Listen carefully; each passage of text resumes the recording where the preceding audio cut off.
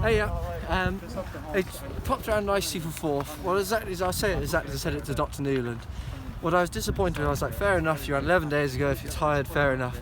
But just at no point ever did he really take me forward. And the bit then, I was like, oh, maybe that's just because we've had a go 11 days ago.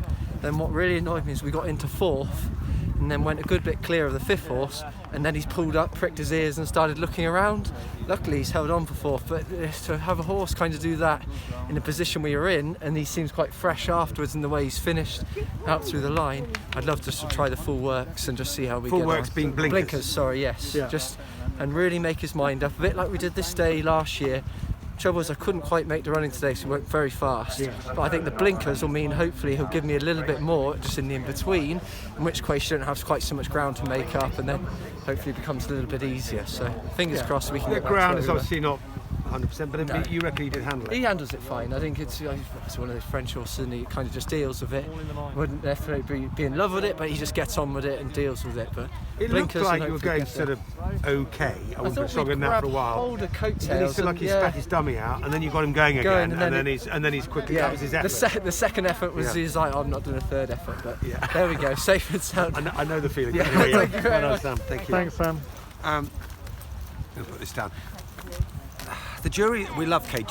He's been a great horse for our yard, but the jury's out a bit whether he's quite the same horse he was, and he's had a lot of racing now, and I just think he saves quite a lot for himself, and you've got to catch him absolutely right. And as soon as the pace was very hot there and he couldn't take the lead, I feared the worst. I think he liked last year, he was able to bully and dominate a field, and he liked that. Yeah.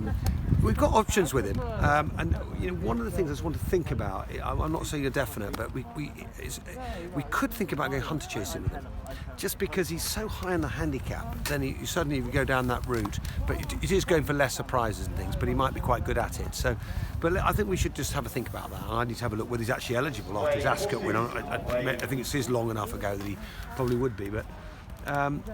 The point about the blinkers, Sam, I just reminded Sam, we have tried them before. So we can try them, but we have been there before. I think it's more about, he's one of those, he's probably going to be, there's more disappointing performances now than very good performances. There is a very good performance in him, and every so often we'll get it. But it's how long we have to wait for it, and when we're going to get it. But I think the handicapper must give him a bit of slack on that. We've been well beaten there, and we were well beaten at Aintree, and we were soundly beaten in our first run. So I think he needs to start giving us more slack, and that might make it a bit easier. I mean, because we were top weight again today, weren't we?